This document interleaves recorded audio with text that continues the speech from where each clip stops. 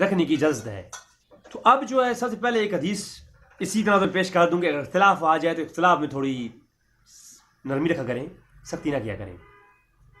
صحیح بخاری شریف کے اندر حدیث ہے، باپ غزوات کے بیان میں غزوہ احزاب کی چیپٹر کھولیں گے بخاری شریف میں تو آپ کو یہ روایت ملے گی۔ شروع کی روایات میں ہے کہ جب غزوہ احزاب سے صحابہ کرام لوٹ رہے تھے واپسی پر تو حضور کو کوئی خبر ملی، ایمرجنسی خبر ملی کہ کچھ کفار سازشیں کر رہے ہیں عالم اسلام اور ریاست اسلام کے خلاف۔ تو وہ جو ریاست اسلام اور ریاست مدینہ کے خلاف جو سازش ہو رہی ہے اس کے خلاف ایک خبر ملی تو حضور نے فوراً حکم جاری فرمایا کہ تمام مسلمان اور تمام اصحاب فوراً بنو قریظہ پہنچیں۔ اب بنو قریظہ کے لیے میں اس پہ آلریڈی اختلاف کیسے مٹایا جائے اس پہ میں لیکچر ریکارڈ کرا چکا ہوں، اور اس میں نے یہ تمام روایات بخاری مسلم کی پیش کی ہیں کہ اختلاف کے ہونے کے باوجود بھی اسلام میں کتنی وسعت ہے۔ تو اس میں نے یہ روایات پیش کی ہیں، میں صرف آج ایک روایت یہ پیش کروں گا۔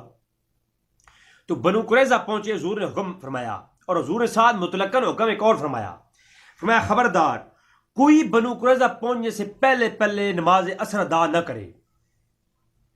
زور کا وقت تھا، نماز زور پڑی اور حضور نے حکم فرمایا فوراً بنو قریظہ پہنچے، اور بنو قریظہ سے تک پہنچنے تک کسی نے نماز عصر ادا نہیں کرنی۔ اب چند صحابہ کرام پہلے نکلے، کچھ بعد میں نکلے، کچھ تو نماز عصر سے پہلے بنو قریظہ پہنچ گئے۔ اب کچھ ایسے تھے جو کہ رستے میں ہی تھے کہ انہیں نماز عصر ہو گیا، وقت نماز عصر جو آن پہنچا۔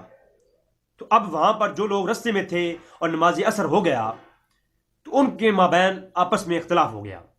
بعض کہنے لگے کہ حضور کا جو حکم ہے نماز عصر رستے میں نہیں پڑھنی، جا کے بنو قریظہ ہی پڑھنی ہے، تو بعض کہنے لگے ہم اس پہ عمل کریں گے، اور بعض نے کہا کہ نہیں، حضور کا یہ فرمان کا یہ مفہوم نہیں تھا جو ظاہری معنی پہ آپ لے رہے ہیں۔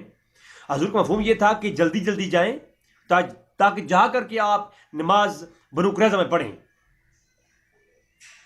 یعنی جلدی نکلیں اور جلدی پہنچے بنو قریظہ اور نماز عصر وہاں جا کر پڑھیں۔ حضور کہنے کا مفہوم یہ تھا، مطلب یہ تھا۔ تو یہ تھا۔ اب یہ ایک حدیث کا ایک پہلو کہ صحابہ کرام میں ایک گروہ وہ تھا، اور دوسرا کہنے لگا کہ نہیں، حضور کا مفہوم یہ تھا اور نماز عصر کا عین وقت آ گیا تو فوراً نماز نہیں ادا کریں۔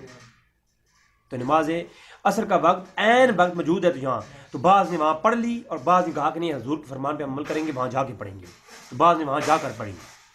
لیکن جب نماز جا کے پڑھی نا تو حضور وسلم کے سامنے یہ بات پیش کی گئی، حضور نے خاموشی اختیار فرمائی، دونوں پر کوئی ایک کو صحیح اور ایک غلط نہیں فرمایا، دونوں حق پر ہیں۔